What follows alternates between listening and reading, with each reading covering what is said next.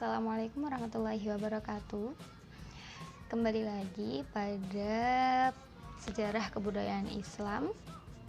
Kali ini kita akan membahas mengenai misi dakwah Nabi Muhammad di kota Mekah dengan subbab Nabi Muhammad membawa rahmat bagi seluruh alam semesta. Kompetensi dasar yaitu yang pertama, menghayati misi Nabi Muhammad SAW sebagai rahmat bagi seluruh alam semesta. Yang kedua, yakni mengamalkan sikap kasih dan sayang sebagaimana misi Nabi Muhammad SAW. Yang ketiga, menganalisis misi Nabi Muhammad SAW sebagai rahmat bagi seluruh alam semesta. Yang keempat, yakni menyimpulkan misi Nabi Muhammad SAW sebagai rahmat bagi seluruh alam semesta. Kondisi masyarakat Mekah sebelum datangnya Islam. Tahu tidak anak-anak kondisi masyarakat sebelum datangnya Islam? Yang jelas mereka itu sudah pandai melakukan perdagangan. Mereka juga ahli dalam ilmu pengetahuan seperti astronomi, seperti ilmu iklim, dan ilmu perbintangan. Ilmu-ilmu itu digunakan dahulunya untuk menganalisis terjadinya perang. Jadi mereka mengetahui kapan waktunya perang melalui ilmu-ilmu tersebut. Untuk agamanya sendiri, mereka memiliki kepercayaan dengan sebelumnya kita tahu bahwa Nabi Ibrahim alaihissalam sudah menjadi bapak dari agama tauhid. Agama tauhid sendiri ialah mengesahkan Tuhan, yakni bahwasanya Tuhan itu ada satu. Nah, agama dari Nabi Ibrahim ini dinamakan agama yang hanif, yaitu agama yang benar dan lurus. Tetapi seiring berjalannya waktu, agama ini diselewengkan atau diputarbalikan faktanya sehingga turun menjadi agama yang menyembah berhala. Nah, di Mekah sendiri berhala-berhala yang dibuat dari patung, berhala-berhala yang dibuat dari batu, besi, dan logam itu merupakan perantara sebagai doa kepada Tuhan. Nah, patung-patung itu banyak sekali mengitari Ka'bah. Mereka orang-orang Arab itu menaruh patung-patung tersebut mengitari Ka'bah. Tapi yang paling terkenal patung-patung atau berhala itu ada Lata, ada Uzza, dan ada Manah. Mereka ini merupakan patung yang paling penting yang disembah oleh masyarakat Arab waktu itu atau masyarakat Mekah khususnya. Sebelum datangnya Islam, mereka memiliki kepercayaan juga menyembah matahari, juga menyembah api. Setelah itu, dalam kondisi politiknya, bangsa Arab atau bangsa Mekah itu berkelompok-kelompok, tidak menjadi satu kesatuan. Jadi mereka terkadang memiliki perang sesama saudara. Suku Quraisy merupakan suku yang paling besar atau yang paling berkuasa di masyarakat Mekah pada saat itu. Ada suku Quraisy, Bani Hashim, dan lain-lain sebagainya. Nah, dalam suku Quraisy ini nanti ada tokoh-tokoh penting seperti Abu Lahab, Abu Jahal, Abu Thalib, Abdullah atau ayahnya Rasulullah, dan lain-lain sebagainya. Dalam keadaan sosialnya, masyarakat Arab pada waktu itu sudah pintar sekali dalam bersastra, bersyair, dan berpuisi. Mereka sangat pandai melakukan hal-hal seperti itu. Dan kenapa masyarakat Arab pada waktu sebelum datangnya Nabi Muhammad disebut zaman Zahiliyah, Bu Laila? Jawabannya karena kenapa disebut jahiliyah? Dikarenakan mereka sudah tahu bahwa ada suatu kebenaran, tetapi mereka melawan kebenaran tersebut atau tidak membenarkan kebenaran tersebut, padahal mereka sudah tahu bahwasanya itu benar. Nah, jadi jahiliyah itu sendiri dianggap bodoh, dianggap zaman bodoh karena pada zaman itu mereka tidak membenarkan apa yang telah menjadi suatu kebenaran. Seperti contohnya apa?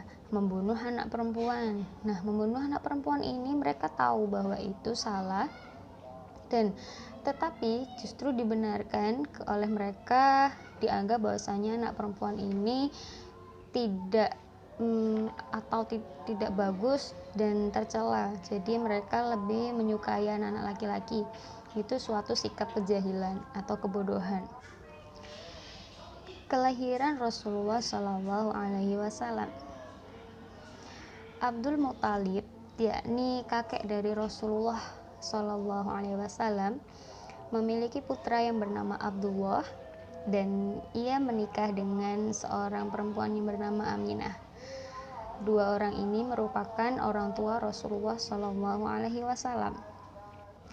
Nabi Muhammad lahir pada tanggal 12 Rabiul Awal tahun 571 Masehi, atau yang biasanya disebut dengan tahun gajah, karena pada saat itu bertepatan dengan peristiwa perang gajah, yang dimana ada seorang raja yang bernama Abraha menyerang kota Makkah dengan membawa pasukan gajah sangat banyak sekali, dan Allah menurunkan burung ababil untuk membasmi atau untuk melawan pasukan Abraha tersebut.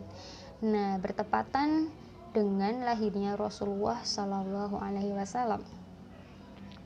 Rasulullah Shallallahu Alaihi Wasallam lahir sebagai anak yang terpuji dan sangat cerdas.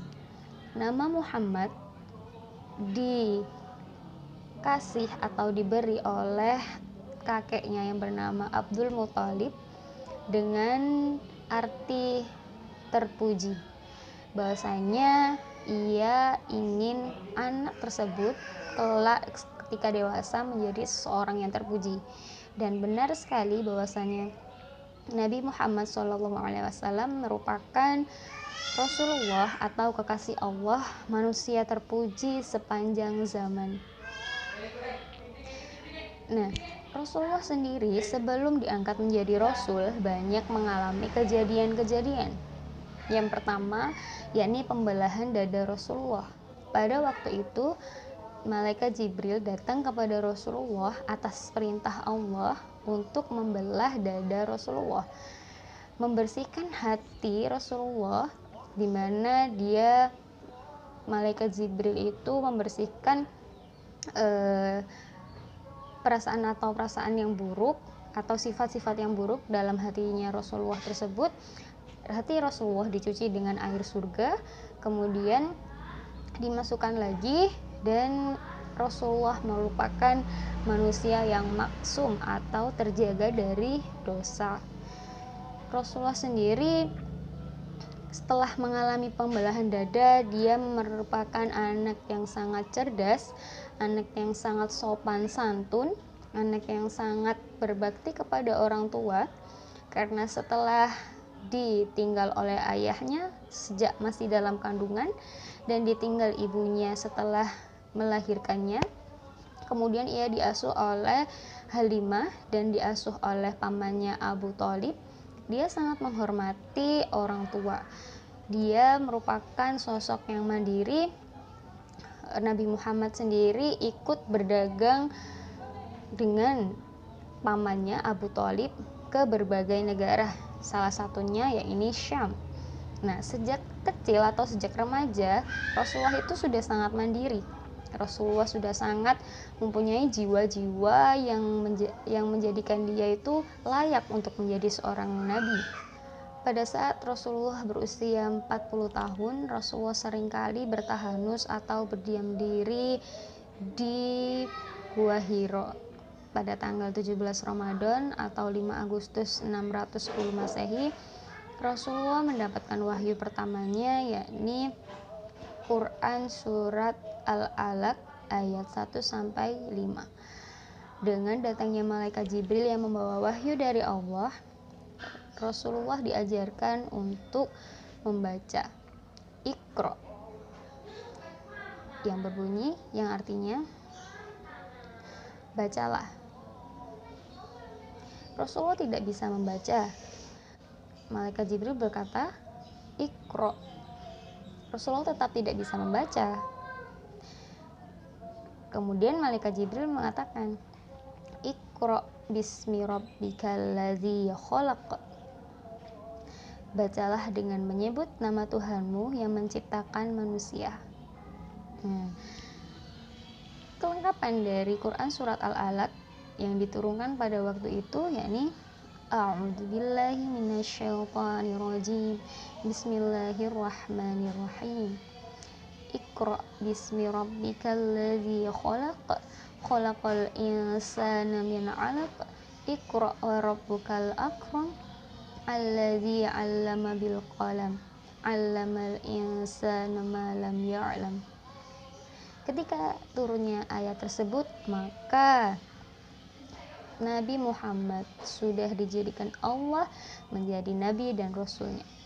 Diangkat oleh Allah untuk menjadi nabi dan rasul akhir zaman, yakni menyampaikan suatu kebenaran dari kebenaran-kebenaran yang ada di masa lampau dan menjadi rahmat bagi seluruh alam semesta, di mana sudah mulai ada kejahilan-kejahilan atau kerusakan yang ada di muka bumi yang dilakukan oleh seluruh manusia. Ayat tersebut turun untuk mengantarkan kepada Nabi bahwa Nabi Muhammad disuruh Allah atau diperintahkan oleh Allah untuk berdakwah secara sembunyi-sembunyi, yakni melalui keluarganya terlebih dahulu. Keluarganya baru kemudian nanti turun ayat lagi yang kedua untuk berdakwah secara terang-terangan. Sampai di sini dulu, kita bertemu di pertemuan selanjutnya untuk membahas dakwah Rasulullah di kota Mekah. Wassalamualaikum warahmatullahi wabarakatuh.